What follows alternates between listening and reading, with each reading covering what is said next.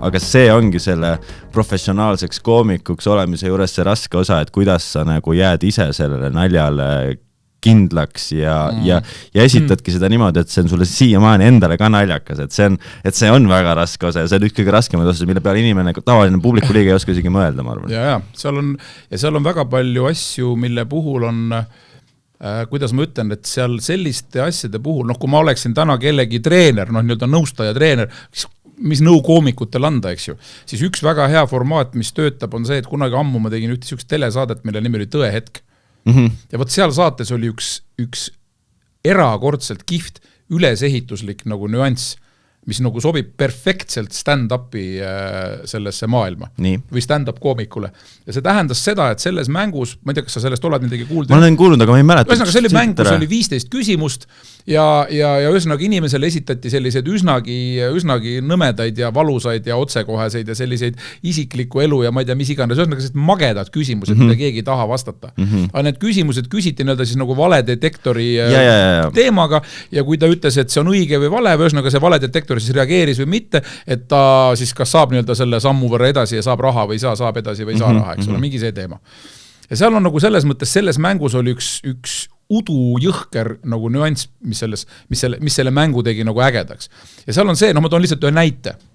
Seal on, ma ei tea, mingisugune kuradi 20 küsimust või 15 küsimust, esimene küsimus. Kuule, kas sulle loomad meeldivad? Jaa. Nii, valedetektor näitab, jumal loogiline, ei ütle keegi, et umbes, et mulle ei meeldi loomad või ma ei tea, vihkan loomi, eks ju. Valedetektor, loomad, meeldivad, väga tore. Kas sulle meeldivad kõik loomad? Siis sa ütled, mitte päris, eks. Siis ta nagu, ühesõnaga, ta. Ja siis ühel hetkel need küsimused lähevad nagu järjest karmimaks. Kuni mingil hetkel on see, et sult küsitakse täiesti, ütleme, küsimus number 10. Kas sa oled valmis panema käe südamele ja ütlema, et sa ei ole mitte kunagi tundnud mõnu looma piinamisest, ükskõik kas kärbsel tiibu ära tõmmanud või mida iganes. Et oled sa kunagi mõnda looma tahtlikult mõnele loomale haiget teinud? Ja see on 10. küsimus ja saad aru, et faks maksab juba 200 eurot või see on 20 000 eurot, eks ole.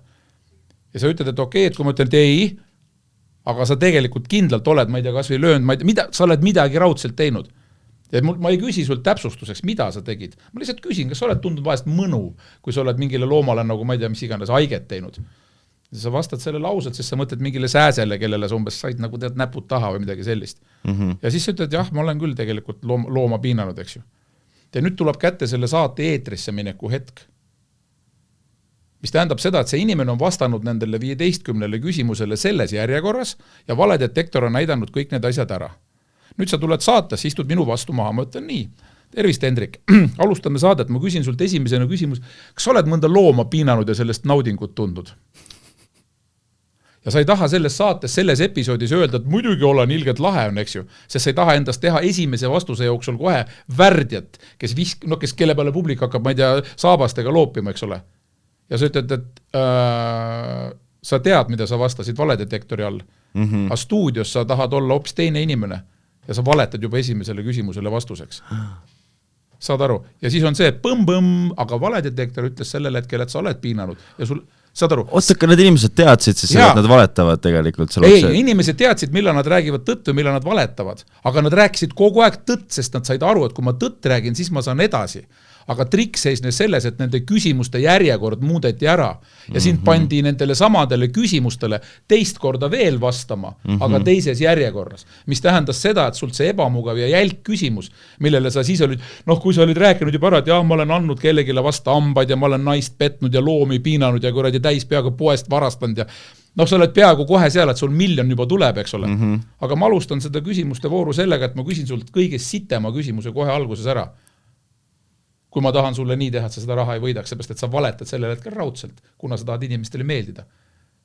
Ja selle stand-upiga on samamoodi, et kui sa oled lavale, siis sa teed esimesena selle asja ära, millega sa hakkad nagu vaikselt nii-öelda tõtt rääkima, et ma ühel hetkel jõuan siis sinna selle purakani välja. Aga sa peaksid tegelikult panema selle kõige valusama laksu ära, et publik võtab mine pekki, oota, mis see siis nüüd on. Ehk et see on selles mõttes intelligentne konks. Ja minu jaoks oli sellel korral, kui ma käisin seda asja vaatamas, kui see seltskond koomikud laval oli, siis ma ühel hetkel tundsin tohutut rõõmu, mõtlesin, ossa raisk, see on hea koht.